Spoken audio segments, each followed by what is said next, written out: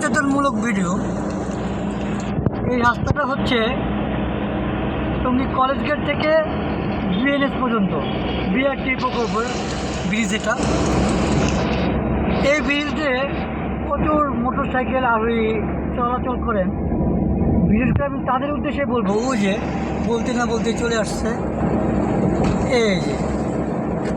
এই যে মোটরসাইকেল আরোহী যারা আছেন, যে এদেরকে উদ্দেশ্য করে বিশেষ করে এই ভিডিওটা, এই যে দেখেন যে কথাটা বলতে দিয়েছিলাম, এরা হুট করে এই ছোটো ছোটো ফাঁকগুলো দেখতেছেন, হুট করে এই ফাঁক দিয়ে ঢুকে যায়।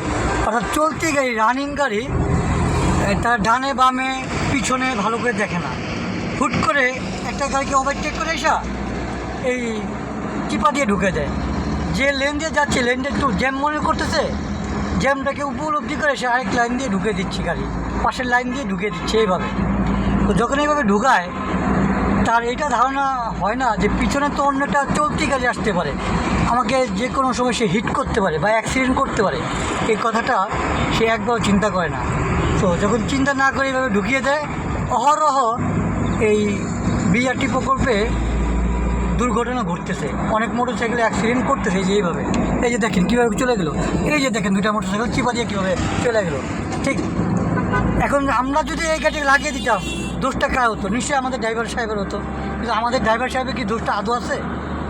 বা ছিল না, কিন্তু বা থাকবেও না। এই চিপা তো কোনো রাস্তা না, তাই না? তো যাই হোক, পঙ্গু হসপিটালে, বাংলাদেশ পঙ্গু হসপিটাল তো একটাই।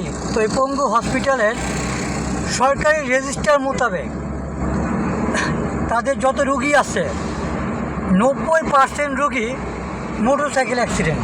কথাটা আমি আবার বলতেছি, পঙ্গু হসপিটালের রেজিস্টার মোতাবেক পঙ্গু হসপিটালে যত রুগী আছে, 90% রুগী হচ্ছে মোটরসাইকেল অ্যাক্সিডেন্ট, আর বাকি 10% হচ্ছে আদার্স। তো ছাদ থেকে পড়ে গেছে, বিভিন্ন দুর্ঘটনা, চলতি পথে পড়ে গেছে, উষ্টা খাইছে, লাথি গেছে, বিভিন্ন ভ্যারাইটিস 10%। আর 90% হচ্ছে মোটরসাইকেল অ্যাক্সিডেন্ট। আরেকটা বাস্তব কথা বলি, আমার বাবা আমাদের ছাদে পাইচারি করতে যায়, লুঙ্গিতে পা বাইচে পড়ে গেছে, বয়স্ক মানুষ, বুড়ো মানুষ। তো বাবা যখন ছাদে পড়ে যায়, উনি ছাদের উপরে বসে, নিচে পড়ে নাই, তো দানো থেকে ঠাস করে পড়ে গেছে। পড়ে যাওয়ার পরে বাবার পায়ের বাটিটা ভেঙে গেছিলো। বয়স্ক মানুষ, হাড় দুর্বল হয়ে গেছে, হাড্ডি দুর্বল হয়ে গেছে। তো পায়ের বাটিটা, বাম পায়ের বাটিটা ভেঙে যায়। ভেঙে যাওয়ার পরে আমরা বাবাকে নিয়ে পঙ্গু হসপিটালে দীর্ঘ 1 মাস ভর্তি ছিলাম। অপারেশন করা হয়েছে। অপারেশনের পর আল্লাহর রহমতে আমার বাবা এখন সুস্থ, তার এখন কোনো সমস্যা নেই। তো বাবাকে নিয়ে যখন ভর্তি ছিলাম, তখন আপনার 64টা জেলা থেকে অ্যাম্বুলেন্স আসতো। তো সব বাংলাদেশ থেকে পঙ্গু হসপিটালে রুগী আসে, বা বিভিন্ন জেলা থেকে রেফার করে পঙ্গু হসপিটালে। অ্যাক্সিডেন্ট অনেক গুরুতর থাকে। তো ঘুম আসতো না, অ্যাম্বুলেন্সের শব্দ এত বিকট শব্দ, ঘুম আসতো না। তো আমি এই ইমার্জেন্সিগুলো পাইচারি করতাম এবং যা দেখতাম এত রুগী কীভাবে আসে। তখন যা দেখলাম, এক একটা রুগীর অবস্থা এতটা বিভৎস, এতটা ভয়ঙ্কর, মানে দেখার মতো না, দেখলে ভয় চলে আসে যে মানুষ এত বিশ্রীভাবে অ্যাক্সিডেন্ট হইতে পারে বা দুর্ঘটনা ঘটতে পারে, না দেখে আপনি বিশ্বাস করবেন না। তো এক একটা ছেলে, প্রত্যেকটা কিন্তু মোটরসাইকেল অ্যাক্সিডেন্ট। এক একটা ছেলে থেকে সুন্দর, নায়কের মতো, রাজপুত্রের মতো, কিন্তু কি হবে, তার জন্মটা তো ক্ষণস্থায়ী। এই যে এখন পঙ্গুত্ব বরণ করলো, 2 পা নাই, হাত নাই, মাথার অর্ধেক ভেঙে পড়ে গেছে, তো দেখার মতো না। মানে যে না দেখে সে বিশ্বাস করবে না কতটা ভয়ঙ্কর রুগী পঙ্গু হসপিটালে থাকে। শুক্র আলহামদুলিল্লাহ, আল্লাহ পাক আমাদেরকে যথেষ্ট ভালো রাখছে, ভালো আছি, আল্লাহর কাছে লাখো শুক্রিয়া।